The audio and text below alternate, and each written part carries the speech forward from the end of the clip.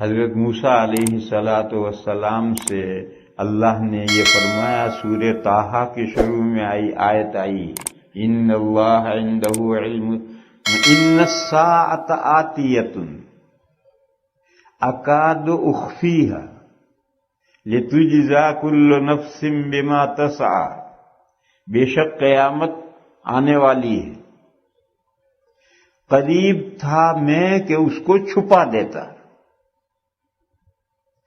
تاکہ ہر نفس اس کام کا بدلہ دیا جائے جو اس نے کیا ہے۔ قیامت کیوں آنی ہے؟ تعلیمی اداروں میں ایگزام کیوں لیا جاتا ہے؟ اس لیے لیا جاتا ہے کہ کس طالب علم نے کتنی محنت کی ہے اور پڑھنے میں یہ رزلٹ سامنے آ جائے۔ تو اللہ نے فرمایا کہ قیامت آنے والی ہے، اور وہ اس لیے آنے والی ہے کہ اس دنیا کی زندگی میں کہ جس نے جو کیا ہے اس کا اسے بدلہ دیا جائے اس دن۔ اور درمیان میں یہ فرمایا کہ اکاد اخفیہا، قریب تھا میں کہ قیامت کو چھپا لوں۔ یعنی صحیح ایگزام تو اس وقت ہوگا جب یہ بھی نہ بتلایا جائے کہ ایگزام لیا جائے گا، اور بغیر بتلائے اچانک ایگزام لے لیا جائے تو پتہ چلے گا کس طالب علم نے پڑھنے میں محنت کی ہے، کس نے نہیں کی۔ اور اگر پہلے سے معلوم ہے کہ سال میں 2 یا 3 ایگزام ہوں گے، پھر یہ بھی معلوم ہے کہ ان تاریخوں میں ہوں گے، پھر جب یہ ایگزام کا وقت آئے تو 1 مہینے سے پہلے اعلان کر دیا جائے کہ فلاں تاریخ سے امتحان شروع ہوں گے۔ یہ کیا امتحان ہے؟ یہ تو خاص امتحان ہے۔ طالب علم 2 مہینے سوتا رہے گا، تیسرے مہینے میں جب وقت قریب آئے گا تو میں رات دن محنت کر کے کامیاب ہو جائے گا، اور پتہ ہی نہ ہو کہ امتحان آئے گا، کب آئے گا یہ بھی پتہ نہیں، آئے گا نہیں آئے گا یہ بھی پتہ نہیں، اور اچانک امتحان ہو جائے تو پھر صحیح جانچ ہوتی ہے کہ طالب علم پڑھتا ہے یا نہیں پڑھتا ہے۔ ایک قصہ سناؤں، پرانے زمانے کا قصہ ہے۔ ایک ٹونک شہر ہے راجستھان میں، وہاں کے ایک بڑے عالم گزرے ہیں، مولانا برکات احمد ٹونکی، اور یو پی میں ایک قصبہ ہے خیر آباد، وہاں کے منطق کے لاجک اس پڑھنے والے علماء بڑے مشہور تھے، ان میں سے ایک تھے مولانا عبدالحق صاحب خیر آبادی۔ تو یہ طالب علم جو ٹونک کا تھا، برکات احمد ٹونکی، یہ وہاں پڑھنے کے لیے گئے۔ تو حضرت مولانا برکات احمد ٹونکی پڑھنے کے لیے خیر آباد گئے مولانا عبدالحق خیر آبادی کے پاس۔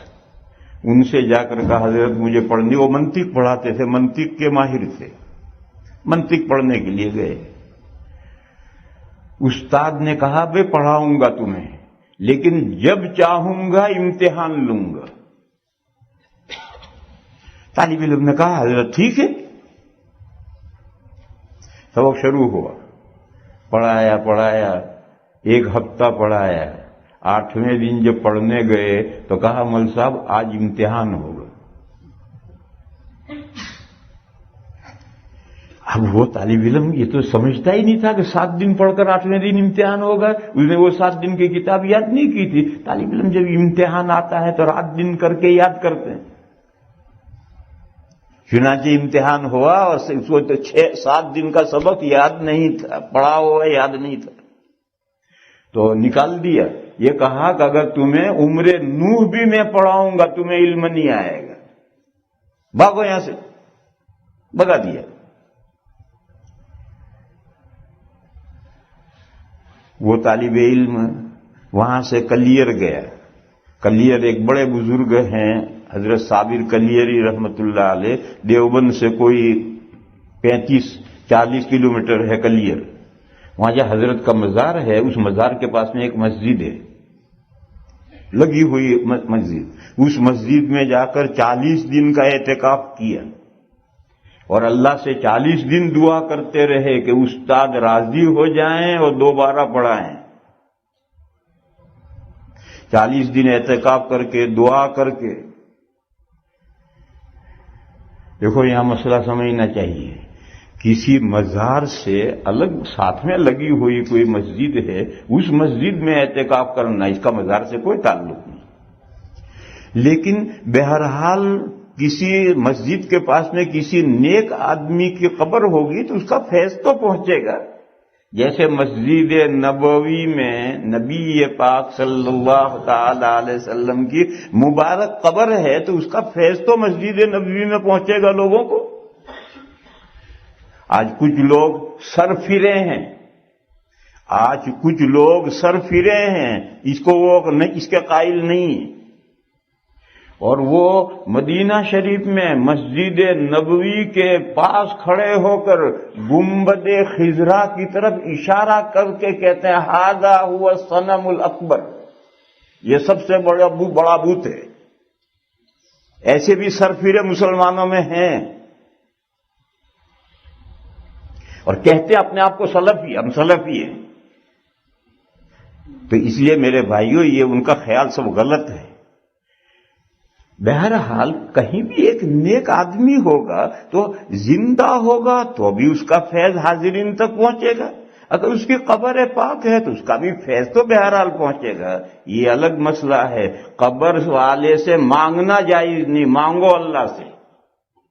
قبر والا نیک بندہ ہے، اگر وہ زندہ ہو تو اس سے اولاد مانگنا جائز نہیں ہے۔ ایک ولی اللہ زندہ ہے، اس سے اولاد مانگنا جائز نہیں ہے۔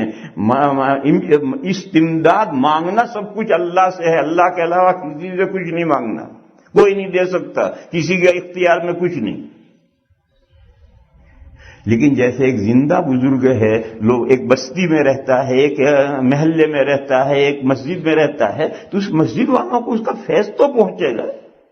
ایسے ہی اگر کسی قبر کے پاس مسجد ہے تو اس مسجد میں نماز پڑھنے والوں کو فیض تو پہنچے گا، اور اس کا ذکر قرآن میں ہے۔ وہ اصحاب کہف کا قصہ گزرا ہے، وہ غار میں جا کر سوتے رہے، پھر 300 سال کے بعد آنکھ کھلی تو انہوں نے اپنے میں سے ایک آدمی کو کھانا لینے کے لیے شہر میں بھیجا اور یہ کہا کہ حلال فوڈ لائیے دیکھ کر۔ قصہ لمبا ہے۔ پھر جب پتا چلا تو میں نے بتایا تھا کہ 300 سال میں کایا پلٹ گئی تھی، وہ پورا شہر مسلمان ہو گیا تھا، بادشاہ بھی مسلمان تھا، اور خزانے میں ان اصحاب کہف کے ناموں کی تختی لکھی ہوئی تھی کہ یہ 7 نوجوان غائب ہوئے ہیں، اللہ جانے کہاں گئے ہیں۔ ان کو بتلایا کہ یہ سب وہی ہیں، تو بڑی عقیدت ان سے پیدا ہوئی، اور بادشاہ لاؤ لشکر کے ساتھ ان اصحاب کہف کے پاس پہنچ گیا تاکہ ان کو ویلکم کر کے شہر میں لائیں۔ ایک تو آیا ہے، دوسرے 6 کو ویلکم کرنے کے لیے پورا لاؤ لشکر کے ساتھ بادشاہ گیا۔ جب غار کے قریب گئے تو یہ بندہ ان اصحاب کہف میں سے ایک تھا، اس نے یہ کہا کہ ٹھہرو، اگر یہ تم سارے ایک دم جاؤ گے تو میرے ساتھی گھبرا جائیں گے، وہ یہ سمجھیں گے حکومت کی پولیس آ گئی پکڑنے ہمیں، کیونکہ حکومت کی پولیس سے ہی بھاگ کر نکلے تھے۔ تو اب ان کے ذہن ادھر ہی جائے گا کہ ہمارا پتہ دشمن کو چل گیا ہے، بادشاہ کو چل گیا، یہ پولیس پکڑنے آئی ہمیں، تو گھبرا جائیں گے۔ تو تم یہاں رکو، میں پہلے جا کر اطلاع کرتا ہوں کہ سچویشن یہ ہے۔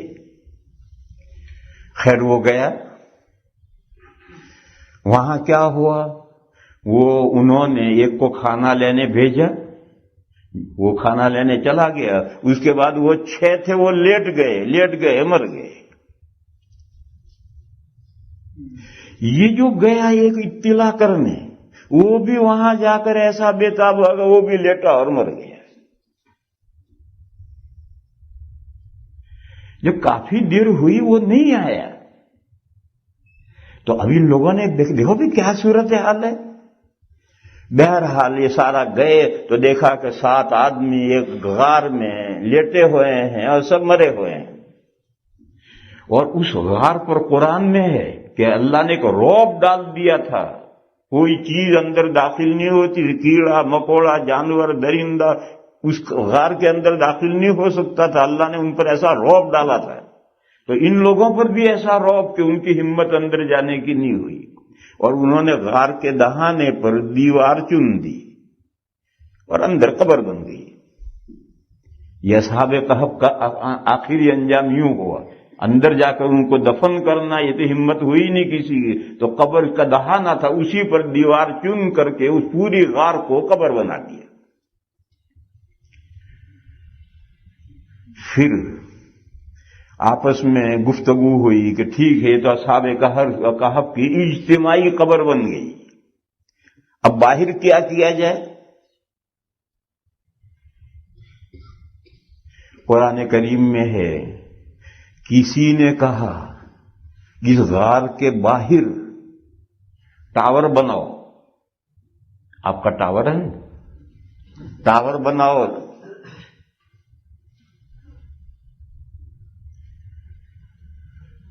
دوسرے لوگوں جو حکومت کے لوگ تھے انہوں نے کہا ٹاور واور سے کیا فائدہ ہے، ہم یہاں مسجد بنائیں گے۔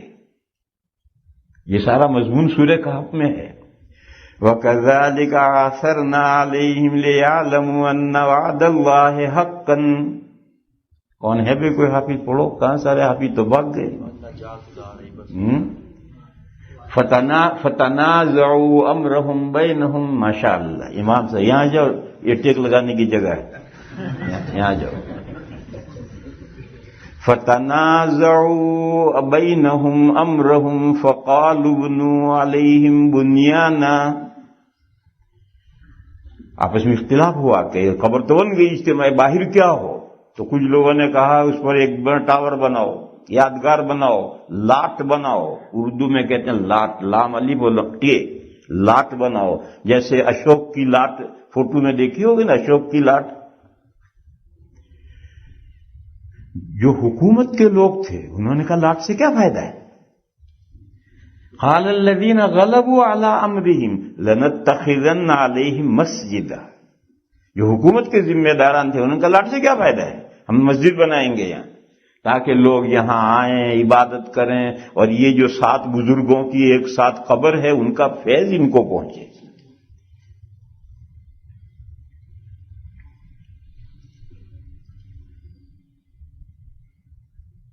مسئلہ سمجھو، یادگاریں 2 طرح کی ہوتی ہیں، ایک ایسی جیسی اشوک کی لاٹ، بیکار یادگار ہے، کیا فائدہ اس کا، اور ایک لاٹ ایسی ہے کہ جس سے کوئی کام ہو۔ مثلا فلاں کی یادگار میں بے یادگار فلاں مسجد بنا دی، بے یادگار فلاں کنواں بنا دیا، بے یادگار فلاں سرائے بنا دی، بے یادگار فلاں اسلامی اسکول بنا دیا، بے یادگار فلاں پل بنا دیا۔ کوئی ایسی چیز بنائی جس سے مخلوق کو فیض پہنچے، بے یادگار، وہ جائز ہے، نہ صرف ایک جائز ہے، بنانا چاہیے، اور یہ واقعہ اس کی دلیل ہے۔ اور لاٹ جیسی یادگاریں، اس راستے میں ایک مینارہ کھڑا ہے کہ یہ فلاں کی یادگار ہے، قرآن نے کہا یہ بیکار ہے۔ اس یادگار کا کیا مقصد ہے؟ اس گزرے ہوئے مرے ہوئے کو لوگ یاد رکھیں گے، لاٹ دیکھ کر لوگ سمجھیں گے کہ اشوک ایک بادشاہ گزرا ہے، یہ اس کی لاٹ ہے۔ قرآن نے کہا ربہم اعلم بہم، ان کا پروردگار ان کو خوب جانتا ہے، غار والوں کا پروردگار غار والوں کو خوب جانتا ہے۔ اس میں اشارہ کیا اشوک کو، یا کسی اور کی کوئی مثال لاٹ کی ہو، اشوک کو اللہ جانتے نہیں جانتے؟ جانتے ہیں۔ اللہ کو جاننے کے لیے کوئی لاٹ بنانی پڑے گی؟ نہیں بنانی پڑے گی۔ اور لوگ لاٹ بنانے سے لوگ جانیں گے، لوگ جانے یا نہ جانے کیا فرق پڑتا ہے؟ لوگ کسی کو جانے یا نہ جانے یہ بیکار ایک جذبہ ہے۔ دنیا میں انسانوں میں ایک جذبہ ہے، میں ایسا کر کے جاؤں کہ مجھے لوگ یاد رکھیں، میری یادگار، یہ بیکار جذبہ ہے۔ لوگ جانے تو کیا، نہ جانے تو کیا، اللہ کا جاننا نہ جاننا، اللہ ہر چیز جانتے ہیں، نیک بندہ تھا، برا بندہ تھا، جنتی تھا، جہنمی تھا، اللہ سب کچھ جانتے ہیں، اور لوگ جانے یا نہ جانے اس سے کیا فرق پڑتا ہے؟ اگر کسی کو یادگار بنانی ہے بناؤ، مگر ایسی چیز بنا کر جاؤ کہ جس کا لوگوں کو فیض پہنچے اور تمہیں ثواب پہنچے۔ کنواں بنا کر جاؤ، سرائے بنا کر جاؤ، مسجد بنا کر جاؤ، مدرسہ بنا کر جاؤ، اور بے شمار نیکی کے کام ہیں وہ کر کے جاؤ جس کا لوگوں کو فیض پہنچے، تو لوگ تمہارا نام بھی یاد رکھیں گے اور تمہیں ثواب بھی ملے گا۔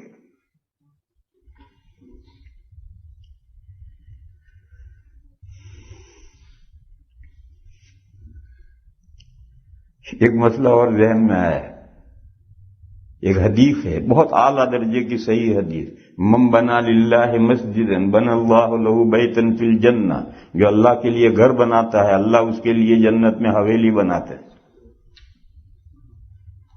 مشہور حدیث ہے، سنی ہے آپ نے؟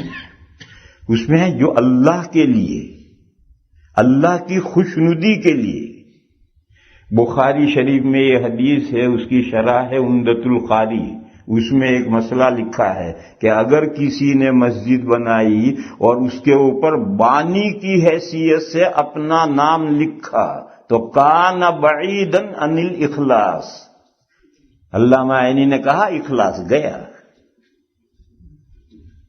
اس نے مسجد بنائی اور اپنا نام لکھا بانی کی حیثیت سے کہ فلاں نے یہ مسجد بنائی، بخاری کے شارح نے کہا اخلاص باقی نہیں رہا، یہ تو تم نے ناموری کے لیے کیا ہے۔ ہاں دوسرے بندے لکھیں اس کی خواہش کے بغیر تو کوئی فرق نہیں پڑتا۔ ایک آدمی نے چندہ دیا، ساری مسجد کا مکمل ٹوٹلی خرچ دیا ایک آدمی نے، محلے والوں نے اس کا نام رکھ دیا بخاری مسجد ہے، لیسٹر میں ایک مسجد ہے، اس کا سارا خرچہ سعودیہ کے ایک بخاری شیخ نے دیا ہے، اللہ کا نیک بندہ ہے، تو محلے والوں نے اس کا نام رکھ دیا بخاری مسجد، اور کہیں لکھا کچھ نہیں ہے مگر کہلاتی ہے بخاری مسجد، اس میں کوئی حرج نہیں۔ دوسرے نام رکھیں یا دوسرے لکھیں تو اس میں کوئی حرج نہیں، لیکن خود مسجد بنانے والا اگر اپنا نام لکھے بانی کی حیثیت سے تو بخاری کی شرح میں ہے کان بعیدا من الاخلاص، اخلاص سے بہت دور بات ہو گئی، اور اخلاص نہیں رہا تو ثواب کس بات کا۔ تو میں عرض یہ کر رہا تھا کہ یہ مسئلہ قرآن کریم میں ہے، اور یہ جو سلفی ہیں وہ اس کو بالکل مانتے نہیں، خود روضہ اقدس کا فیض مسجد نبوی میں نہیں مانتے، وہ کہتے ہیں یہ سب سے بڑا بت یہ ہے۔ اس لیے میرے بھائیوں ان کو ایسی ان کے پاگلوں کی جیسی باتیں مت سنو، اور کہیں گے حدیث لاؤ حدیث لاؤ، ارے حدیث کیا، یہ قرآن کریم لائے، لے حدیث تو مانگتے ہم تو قرآن لائے۔ انہوں نے جو اصحاب کہف کی قبر کے پاس میں مسجد بنائی تھی اللہ نے اس پر رد نہیں کیا۔ جو لوگ کہتے تھے یہاں ہم یادگار بنائیں گے، لاٹ بنائیں گے، اللہ نے ان کا رد کیا، ربہم اعلم بہم، ان کا پروردگار ان کو خوب جانتا ہے، یادگار اور لاٹ بنانے سے کیا فائدہ ہے۔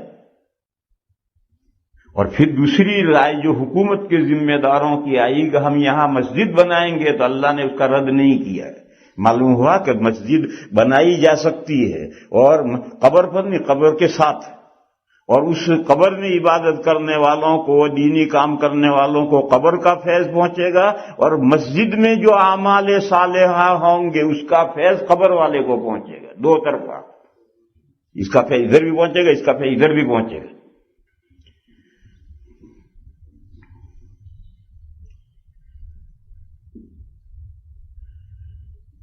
دیکھو دو مسئلے الگ ہیں، دو مسئلے الگ ہیں، اسے اچھی طرح سمجھو۔ ایک ہے مسجد میں یا مسجد کے احاطے میں کسی نیک آدمی کو دفن کرنا، نہیں، اس کی اجازت نہیں۔ حدیث شریف میں ہے لا تجعلوا بیوتکم قبورا، اپنے گھروں کو قبریں مت بناؤ، اور جب گھر میں دفن، اپنے گھر میں دفن کرنے کی ممانعت تو اللہ کے گھر میں کہاں سے دفن کرو؟ کتنا بھی بڑا بزرگ ہو اس کی قبر بنے گی گورے غریبہ میں، جو عام قبرستان ہے سب کی قبریں وہیں بنیں گے، نہ گھروں میں قبریں بنیں گی، نہ مسجد میں، اور نہ مسجد کے متعلق گارڈن میں قبر بنے گی۔ اور آج کل یہ بدعت چل پڑی ہے، ہندوستان، پاکستان، بنگلہ دیش میں یہ بدعت چل پڑی ہے۔ کراچی میں مدرسہ بنوری میں حضرت مولانا یوسف صاحب بنوری قدس سرہ کی قبر مسجد کے ساتھ بنائی، کلکتے میں حضرت مولانا طاہر صاحب کی قبر مسجد کے ساتھ بنائی ہے. مرکز نظام الدین میں 3 بزرگوں کی قبر مسجد کے ساتھ بنائی ہے، جبکہ 500 گز کے فاصلے پر گورے غریباں ہے اور مرکز کے سارے وہیں دفن ہیں، مگر 3 بزرگ حضرت مولانا الیاس صاحب، مولانا یسوع صاحب، مولانا انعام صاحب ان کے مسجد کے ساتھ بنائی. گنگوہ میں مدرسے کے مسجد کے ساتھ بنائی ہے، کٹک میں مسجد کے ساتھ، پتہ نہیں کتنی جگہ ہیں. یہ سب غلط ہے، چاہے وہ مرکز میں ہو، چاہے کراچی میں ہو، چاہے کلکتہ میں ہو، چاہے گنگو میں ہو، چاہے کہیں ہو، یہ سب غلط ہے. قبریں کوئی بھی بزرگ ہے، قبریں گورے غریباں میں بنیں گی، مسجد کے ساتھ، مسجد کے احاطے میں قبر نہیں بنے گی. دوسرا مسئلہ، کہیں آلریڈی قبر ہے، اس کے قریب میں مسجد بنائی گئی اور اس مسجد میں اعمال دینیہ جو قبر کی زیارت کے لیے آتے ہیں، وہ ٹھہرتے ہیں، نماز پڑھتے ہیں، یا وہاں مکتب شروع کیا، یا وہاں مدرسہ شروع کیا، یا ان کا جامعہ شروع کیا، یہ درست ہے. اور اس کی دلیل یہ اصحاب کہف کا واقعہ، قبر پہلے ہے اور ان کی قبر پر مسجد بعد میں بنائی گئی ہے. ہمارے یہاں دیوبند میں بھی یہی دارالعلوم کے جو سب سے پہلے بانی ہے حضرت حاجی عابد حسین صاحب، ان کی جہاں قبر ہے جس قبرستان میں، اس سے تقریباً 200 گز کے فاصلے پر ایک چھوٹی سی قبر بنی ہوئی، وہ چھوٹی سی مسجد بنی ہوئی ہے کہ جو زیارت کو آئیں گے وہ یہاں نماز پڑھیں گے، بیٹھیں گے، آرام کریں گے. تو 2 چیزیں الگ ہے، پہلے سے مسجد ہے، اس مسجد کے احاطے میں دفن کرنا. جیسے گھر میں دفن کرنے کی ممانعت ہے، مسجد اللہ کا گھر ہے، وہاں کسی کا قبر نہیں بنے گی. اور یہ کہ کسی قبر کے پاس قبر کی زیارت کرنے کے لیے آنے والوں کی سہولت کے لیے، یا وہاں اعمال دینیہ مکتب یا مدرسہ شروع کرنے کے لیے کسی قبر کے پاس مسجد بنانا علیحدہ نیبر، اس کے پڑوس میں، اس میں کوئی حرج نہیں ہے. یہ اصحاب کہف کا واقعہ اس کی دلیل ہے. کل میں نے ایک بات کہی تھی، بعد میں کسی نے کہا کہ یہ بات فتنہ پیدا کرے گی. میں نے یہ کہا تھا کہ حجاج سے ایک عورت لڑی تھی اور اس نے کوفہ فتح کیا تھا اور فجر کی نماز پڑھائی تھی اور اس کے پیچھے صحابہ نے نماز پڑھی تھی.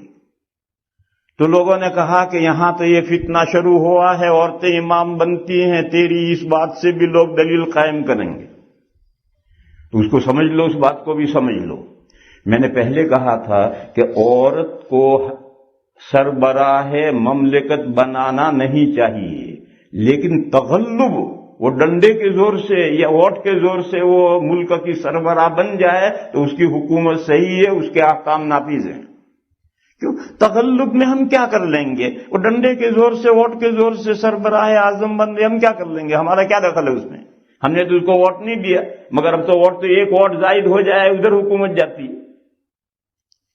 اسی طرح سے جب جنگ ہوگی اور فاتح شہر میں داخل ہوگا، اس وقت جو مفتو ہیں وہ چوں نہیں کر سکتے، گردنیں اڑیں گی.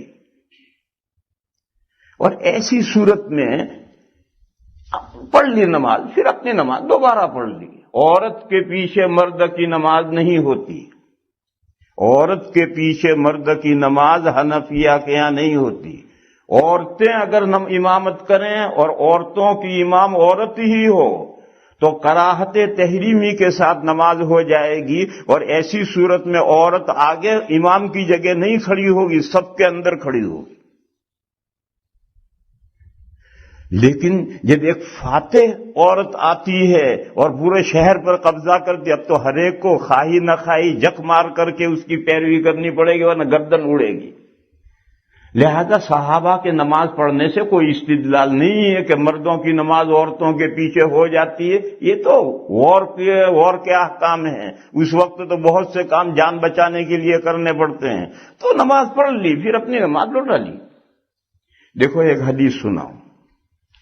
نبی پاک صلی اللہ تعالی علیہ وسلم نے فرمایا حضرت ابو ذر غفاری رضی اللہ تعالی عنہ سے کہ تمہارا کیا حال ہوگا جب تمہارے امراء نماز کو مار دیں گے.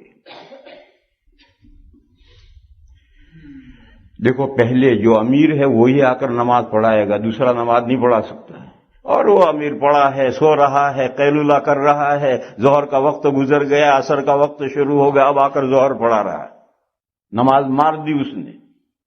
تو حضور نے فرمایا تمہارا کیا حال ہوگا جب تمہارے علماء یمیتون الصلاۃ، نماز کو مار دیں گے۔ حضرت ابو ذر نے پوچھا یا رسول اللہ اس وقت کے لیے میرے لیے کیا حکم ہے؟ حضور نے فرمایا کہ ایسا زمانہ آ جائے تو تم وقت کے اندر اپنی ظہر پڑھ لیجیے، اور پھر جب بھی امیر آئے اور وہ ظہر پڑھائے اس کے پیچھے بھی پڑھ لیجیے۔ اگر اس نے وقت کے اندر پڑھا لی تو تمہارا کیا نقصان ہے، تم اپنی نماز وقت میں پڑھ چکے ہو، اور اگر اس نے وقت گزر کر عصر کے وقت میں ظہر پڑھائی تو بھی تمہارا کیا نقصان ہے، تم ظہر کی نماز اپنے وقت میں پڑھ چکے ہو۔ یہاں سوال یہ ہے کہ جب اس نے ظہر کی نماز اپنے وقت میں پڑھ لی تو گھر جانے کی اجازت کیوں نہیں ہے؟ گھر جانے کی اجازت اس لیے نہیں ہے کہ حاکم کے یہاں شکایت پہنچے گی، گردن اڑے گی، ڈکٹیٹری جہاں ہوتی ہے گردن اڑے گی۔ تو حضور نے فرمایا اپنی نماز پڑھ لو، پھر مسجد میں رکے رہو، پھر جب بھی امیر آئے نماز پڑھائے اس کے پیچھے بھی پڑھو۔ تم نے جو اپنی پڑھی ہے وہ فرض ہو گئی، اس کے پیچھے پڑھو گے وہ نفل ہو گئی۔ معلوم ہوا کہ بعض احکام فتنے کے زمانے میں کرنے پڑتے ہیں کسی مصلحت سے، تو اگر صحابہ نے اس عورت کے پیچھے جس کا نام غزالہ تھا اس کے پیچھے اگر نماز فجر کی پڑھی ہے تو اس سے مسئلہ نہیں بنتا، وہ تو جان بچانے کے لیے کیا ہے انہوں نے۔ اور مسئلہ یہ ہے حنفیہ کے نزدیک عورت کے پیچھے مردوں کی نماز نہیں ہوتی۔ ہاں عورتوں کو نماز پڑھائے تو کراہت تحریمی کے ساتھ ان کی نماز ہو جاتی ہے، اور ایسی صورت میں عورت آگے نہیں کھڑی رہے گی، وہ سب کے بیچ میں کھڑی رہے گی۔ یہ کل کا مسئلہ تھا، بعض لوگوں نے کہا کہ کہیں اس جو بات آپ نے کہی تھی اس کو دلیل بنائیں کہ صحابہ نے عورت کے پیچھے نماز پڑھی ہے، کیوں ناجائز ہے؟ تو اس لیے اس کی وضاحت یہ ہے۔ اور یہ مسئلہ جو میں عرض کر رہا تھا کہ اگر قبر کے پاس مسجد ہے تو مسجد کے اعمال کا فیض صاحب قبر کو پہنچے گا، اور صاحب قبر نیک بندہ ہے تو اس کا فیض مسجد کے اعمال کرنے والوں کو پہنچے گا۔ تو حضرت مولانا برکات احمد ٹونکی رحمت اللہ علیہ نے اس کلیر میں حضرت صابر کلیر رحمت اللہ علیہ کے مزار کے ساتھ ایک مسجد ہے، وہ بعد میں بنی ہے پہلے بنی ہے مجھے معلوم نہیں ہے، غالباً وہ بعد میں بنی، پہلے مزار بنا ہے، وہاں پہ لوگ بہت آنے جانے لگے، اور شہر سے باہر ہے تو جب لوگ بہت آنے جانے لگے تو کسی نے مسجد بنا لی ہوگی تاکہ لوگوں کو سہولت ہو۔ تو وہاں انہوں نے 40 دن اعتکاف کیا اور اللہ سے دعا کی کہ استاد کسی طرح سے راضی ہو جائیں اور پڑھائیں۔ پھر 40 دن کے بعد میں ٹونک گئے، وہ خود بھی بڑے آدمی تھے، مولانا برکات احمد ٹونکی، یہ لڑکا ہے ابھی تو لیکن اس کا خاندان بڑا تھا، اس وقت ٹونک کا نواب تھا، تو ٹونک کے نواب سے سفارش کے لیے کہا۔